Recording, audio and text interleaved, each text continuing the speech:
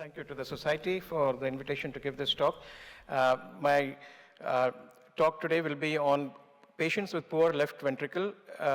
What are the treatment options available to these patients? These are my disclosures and they don't have any impact on the talk today.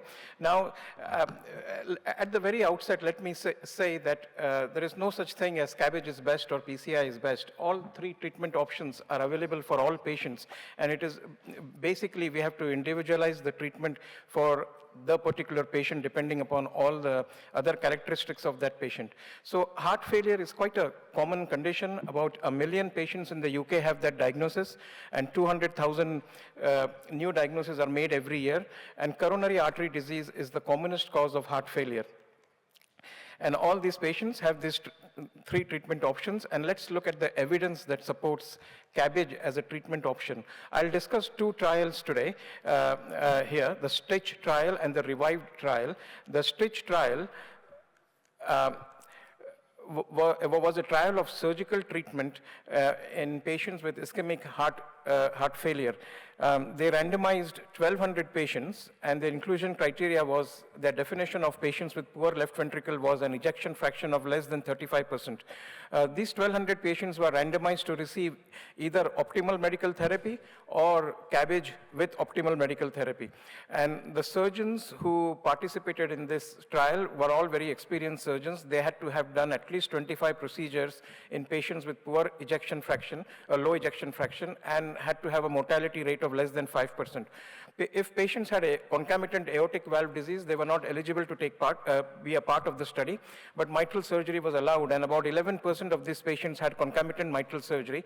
And if you look at the kind of CABG that this patient had, patients had 91% received one arterial graft, and 86% patients received one or more venous conduits, and 87% patients received two or more grafts. So the kind of surgery that these patients had is what actually happens in the real world. And in the patients who were randomized to optimal medical treatment, 17% of patients received coronary artery surgery for a variety of reasons during the follow-up period, but most commonly because of progress of their symptoms or acute decompensation. And now here are the results at 5 years. If you look at all-cause mortality, 36% patients in the CABG arm died versus 41% in the optimal medical therapy group. And this difference was not significant. The secondary endpoint of cardiovascular mortality also was not significantly different in the two groups, 28% in CABG and 33% in the optimum medical treatment group. However, there was a higher mortality in the immediate period after randomization. Mortality at 30 days was 4% with CABG and only 1% in the medical treatment group. And up to 2 years, the mortality was higher with CABG. It's only after that that the graphs spread out in favor of CABG. Now, when this study was initially set up, one of the criteria was that all patients would have viability studies done. But this proved to be an obstacle to recruiting patients, and therefore this requirement was taken out. So in the whole study, only some patients had viability studies. About 600 patients had viability studies done. And here are the numbers regarding the patients who had viable segments. Of the 600 patients who had viability studies, approximately 80% had viable segments, and about 20% did not have viable segments. And the number of patients receiving CABG or medical therapy were roughly similar. Now let's look at the results. As expected, the mortality was lower in patients who had viable segments. That is to be expected, 37% overall versus 51% in those who did not have viable segments.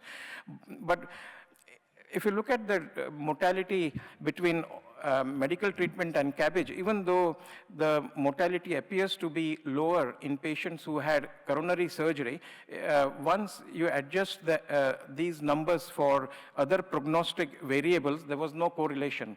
So what it showed was that patients, even though if they had viable segments, they did not have a lower mortality if they had CABG compared to optimal medical therapy.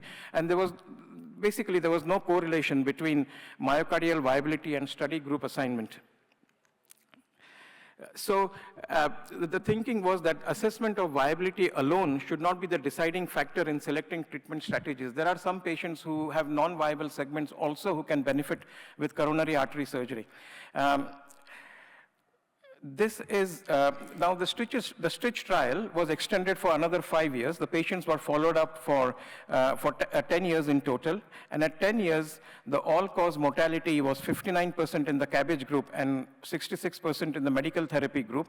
And this was statistically significant. The difference was statistically significant in favor of coronary artery surgery. The secondary endpoint was cardiovascular mortality. Again, this was significantly different between the two groups in favor of coronary artery surgery. The median survival was higher in the patients who had CABG compared to patients who had medical treatment. So what this study shows is that the operative risk associated with CABG that you see in the earlier days, in the first 2 years, it is offset by improved survival in the long term. So what about PCI? If revascularization with CABG is associated with an improved survival, you would expect the same if you could revascularize patients with PCI and with a lower immediate morbidity and mortality. So the revived study basically was set up to answer that question. Would PCI in patients with poor LV function help with long-term mortality? So 700 patients were randomized to receive either PCI or medical therapy. Now these were all patients with poor LV function with an ejection fraction of less than 35%. And at five years follow-up, there was no difference between the two groups. All-cause death was 31% in PCI group and 32% in the medical therapy group. And even if you look at death or hospitalization for heart failure, which was actually the primary outcome, there was no difference in the two groups. They were similar. 37% patients in the PCI group versus 38% in the medical therapy group. An equal number of patients in both groups had myocardial infarction, and there were a slightly higher incidence of bleeding episodes in patients who had percutaneous coronary intervention. Both these studies, Revived and STITCH, looked at the improvement in left ventricular function in these patients, and what they found that in patients who have poor LV, whether they have coronary artery surgery or medical therapy, or in the Revived study, whether they had PCI or medical therapy, the improvement in left ventricular function was similar across all patients. So this challenged the classical thinking about myocardial hibernation. We've always known about the classical thinking about myocardial hibernation was that in the immediate period after ischemia, there is a degree of myocardial stunning which lasts for hours or days. And in the presence of chronic ischemia, the myocytes adapt themselves and they downregulate their contractile function and they go into a kind of hibernation. So they have poor left ventricular function. And if this carries on for a bit longer, then the myocytes are replaced with scars or with fibrosis and scarring. And the classical thinking is that if one scar sets in, and if you revascularize these patients, you wouldn't expect left ventricular function to improve.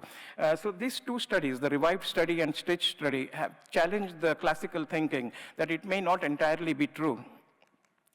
So the conclusions are the decisions regarding treatment strategies should be individualized, and patients who have non-viable segments, also those segments you could consider revascularizing them.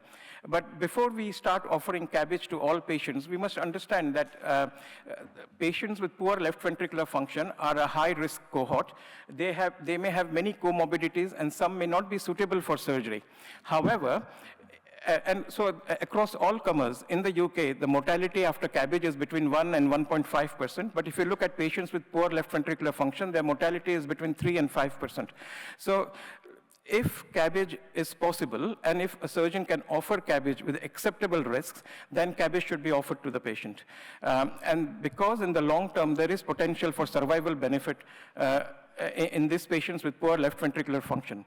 And this is just to show that proper selection of patients is important. Now, in this particular patient, we just discussed at our MDT a couple of weeks ago in Edinburgh. Look at the distal targets. The distal targets are very poor. So no matter what kind of revascularization procedure you do in this patient, it's not going to give good results because there are no decent targets, either for CABG or for PCI. So let's look at the mechanisms on how coronary artery bypass graft surgery improves the prognosis in the long term. The classical thinking was that the LV function improves, but that may not be the only reason. The LV function does improve, but it improves with medical therapy as well. So the main mechanism why CABG is better is that it prevents further myocardial injury, and it protects the residual viable myocardium from acute coronary events. Also, this prevents sudden cardiac death due to fatal ventricular arrhythmias. The two studies that I talked about, the STITCH and the REVIVED study, if you look at their patient populations, there was some difference between the two patient groups. The STITCH trial recruited patients between 2002 and 2007, and the REVIVED recruited patients between 2013 and 2020. In general, the patients in the REVIVED trial, which was the PCI trial, were 10 years older. More of those patients received implantable defibrillators, and they had better pharmacology in between 2013 and 2020. So ideally, to answer the question if CABG is better or not, we need a randomized controlled trial, which is CABG versus PCI versus optimal medical management. And I think the BCIS2 trial is being planned. However, while researching this study, I came across this very interesting paper, the in silico model. These authors used the in silico model. They looked at the HES database from England. They looked at 13,000 patients from the heart failure database. And they were able to match patients from this database with individual patient data from the STITCH trial. So basically, an in silico model is you do a trial sitting on the computer. And they found about 1,200 patients from this database who were very similar to the patients in the STITCH trial. And these are the patients who had coronary artery surgery. They found about 900 patients similar to the patients in the STITCH trial from this database, and these are the patients who had PCI. They followed up these patients for 5 years. Obviously, they had the spreadsheets in front of them. And the patients who had CABG had a mortality of 51%, and patients who had PCI had a mortality of 70%. Of course, this does not replace the need for a randomized controlled trial, but what this in silico model shows that it is possible to do a randomized controlled trial like that of PCI versus CABG versus medical treatment in the UK. And also it's a strong indicator that if patients are eligible for surgery and if a surgeon can offer surgery with acceptable risks, then CABG should be the treatment of choice. Now, because this is a surgical audience, I'll just mention a few things very quickly about these patients with poor left ventricular function. I'll talk about off-pump surgery and multi-arterial grafting. So there are many observational studies which show that patients who have off-pump surgery in general have a lesser mortality and morbidity in the immediate short term. But these are all observational studies, and there is no randomized controlled trial that has specifically answered that question. This particular meta-analysis, again, a meta-analysis of only observational studies, showed that the mortality after off-pump was 4.4%, significantly different, and with on-pump it was slightly higher. However, I must warn you that that every observational study comes with a potential for bias, and when you do a meta-analysis of observational study, you can magnify that. So because there is a lot of issue of patient selection as well. But in general, higher the risk cohort of the patient, off-pump surgery in the short term gives better results. Now, what about arterial grafting versus venous grafting? Again, there is no randomized controlled trial that has specifically answered this question in the setting of poor left ventricular function patients. So this particular study from China, from a very high volume center, they looked at 900 patients with poor left ventricular function.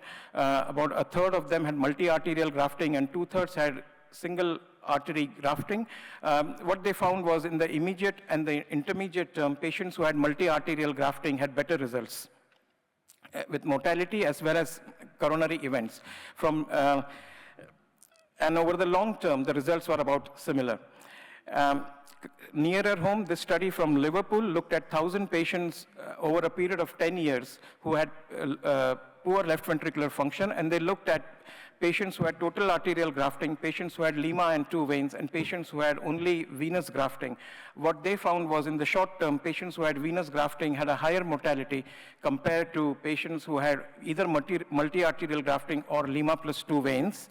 But there were big differences between the patient groups, and after they made adjustments for the variables which which impact on prognosis, there was no difference either in short-term or long-term outcomes. So basically, all these observational studies which show benefit with arterial grafting, they may have a degree of bias, and lima and 2 veins is perfectly fine. Other important adjuncts, I have a few seconds left. Other important adjuncts in coronary artery surgery is very important to pay special attention to cardioplegia. One of the advantages of using venous grafts is as soon as you do a single distal end, you can give cardioplegia through the vein graft. Flow measurement is very important. What we have learned from, routinely we use flow measurements in Edinburgh. What we have learned from flow measurements that in general, the flow across the venous conduits is slightly higher than flow across the arterial conduits. This is in the immediate post-op period in the theaters. And flow after on-pump surgery is slightly better than flow after off-pump surgery. Again, IABP support, surgeons should have a low threshold to use intra-aortic balloon pump. There is no evidence to support that routine use of intra-aortic balloon pump preoperatively helps outcomes, but in the post-operative period, surgeons should have a low threshold to use that. And as far as possible, complete revascularization should be used. And I'll end my talk here by inviting all of you to join the World Society of Cardiovascular and Thoracic Surgeons, and invite you to come to our next meeting in September in Barcelona. Okay, thank you.